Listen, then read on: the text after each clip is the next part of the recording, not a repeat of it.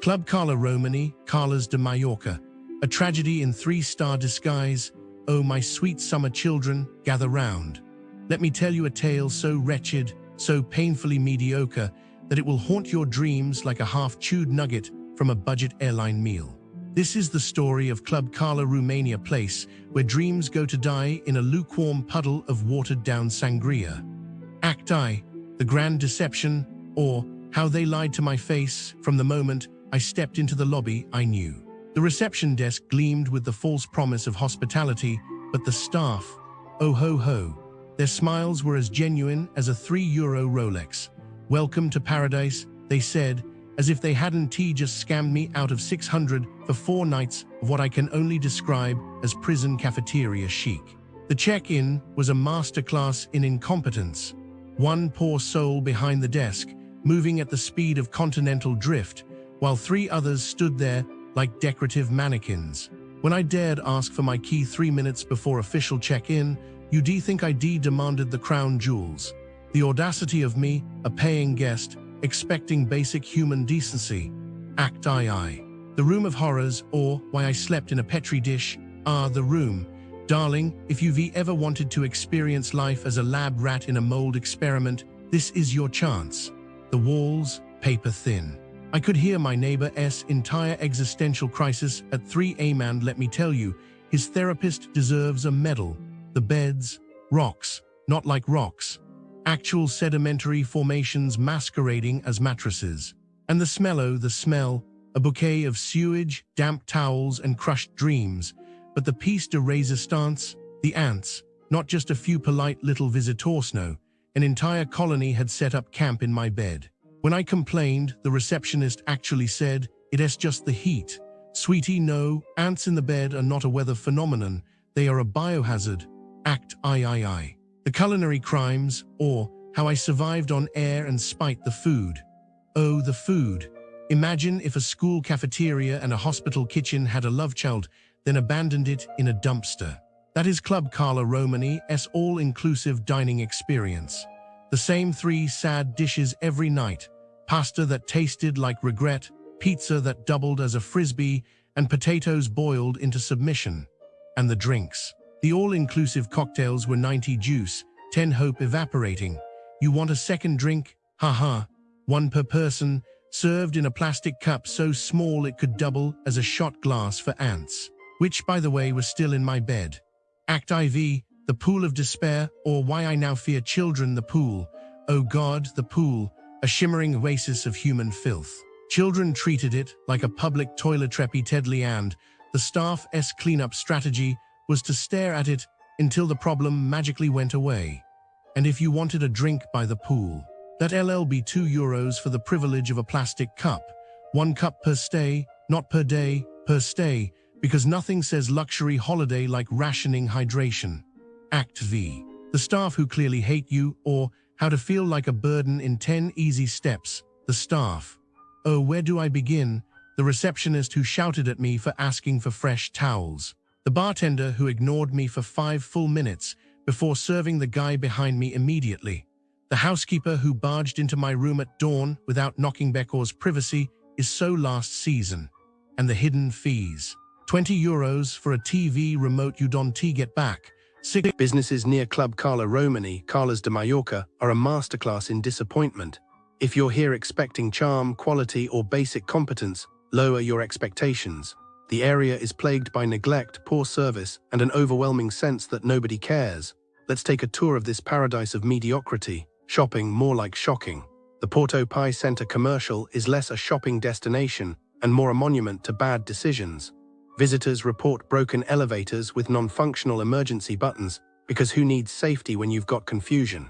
The place is perpetually under construction, with no clear signage, as if they enjoy watching lost tourists wander in circles. Dogs bark freely inside cafes, while arcade machines steal money without delivering fun. The mal's crowning achievement, a lack of any actual brand variety. If you enjoy paying for the privilege of breathing in second-hand smoke while navigating a maze of half-finished stores, this is your place. Wellness, more like hellness.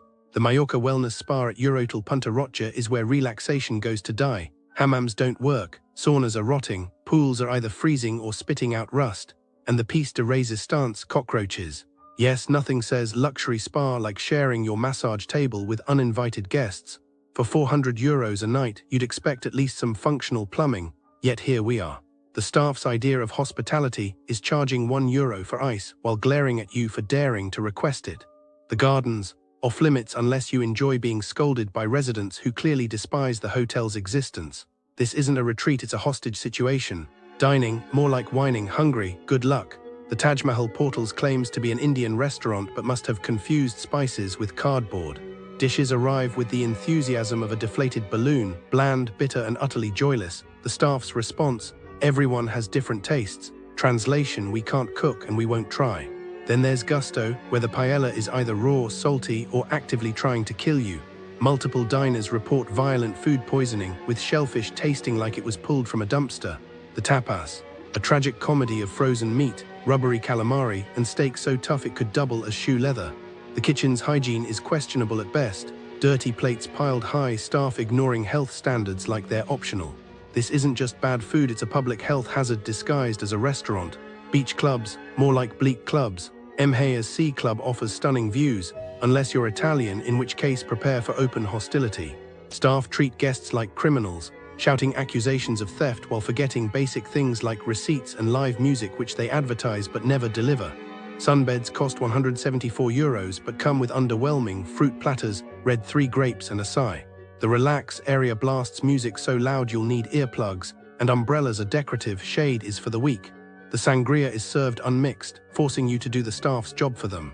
If you love overpaying for neglect, congratulations, you found your spot. Bars, more like scars. Mambo's Terrace is where cocktails go to die. Menus lie about prices, staff pocket your change, and drinks arrive with all the flair of a stale cracker. Security guards alternate between ignoring you and yelling at you, pick your poison. One guest had a bucket of cocktail dumped on them intentionally, and the response, pay up.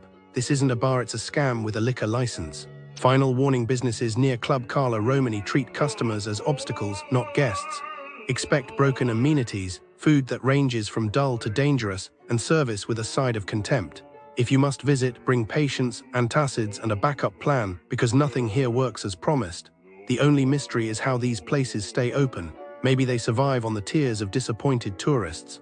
Pack snacks, and maybe a flamethrower, just in case. You know, I was looking into crimes near Club Marma Hotel, Calas de Mallorca, and oh my goodness, it's like a whole different world out there. Businesses near Club Marma Hotel, Calas de Mallorca are like a trap, waiting to catch unsuspecting tourists. Like, have you heard about those fake goods shops in Playa de Palma? They're everywhere and they're so convincing, you know. They display all these fake designer brands, and tourists think they're getting a good deal, but really, they're just getting ripped off. I mean, who pays premium prices for worthless goods? It's like, come on. But you know, these shops are so sneaky. They even got raided by the police, and they still managed to sell all this fake stuff. What probably happened next was that the tourists who bought from them got fined by the police, like $750, can you believe it? Just for buying something they thought was genuine. It's so unfair. And then there are these illegal street vendors and shops around Palma Cathedral. It's like a hotspot for scams, you know? They sell all this counterfeit stuff, and tourists just can't resist. I mean, who doesn't want a cheap souvenir, right? But it's all fake, and the sellers just get away with it. The police tried to crack down on them, but it's like they're always one step ahead. What probably happened next was that the tourists who bought from them got fined again, or maybe even worse, they got their stuff confiscated. It's just so sad. And have you heard about those fake technicians? They're like posing as repairmen, and they just steal from unsuspecting tourists. Like, an 80-year-old woman got targeted in a store in Palma, and they stole her valuables. It's like, how could you do that to someone? What probably happened next was that the poor woman was left with nothing, and the thieves just got away with it. It's so wrong. Businesses near Club Marma Hotel, Calas de Mallorca are like a breeding ground for scams, you know. It's like they prey on unsuspecting tourists and just take advantage of them.